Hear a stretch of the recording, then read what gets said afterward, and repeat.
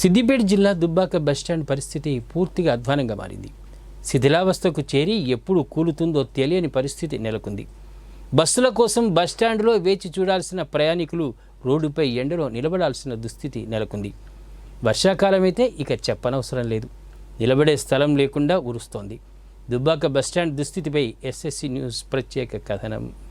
Bus stand అనేది ప్రయాణికులకు ఇబ్బందులు లేకుండా ఉండాలి. కానీ సిద్దిపేట జిల్లా దుబ్బాక బస్టాండ్ మాత్రం సమస్యలకు నిలయంగా మారింది. బస్టాండ్ శిథిలావస్థకు చేరడంతో ఎప్పుడేం జరుగుతుందోనని ప్రయాణికులు భయపడుతున్నారు.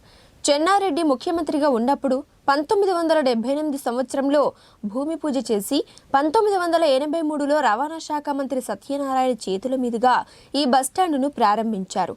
దాదాపు 45 ఏళ్ల క్రితం నిర్మించిన దుబ్బాక బస్టాండ్ పూర్తిగా శిథిలావస్థకు చేరుకుంది. ఆ బస్టాండ్ గతంలో పెచ్చులూడింది. ఇంత జరిగినా తమ బాధను పట్టించుకునే నాదుడి కరువయ్యారంటూ ప్రయాణికులు, విద్యార్థులు ఆవేదన చెందుతున్నారు.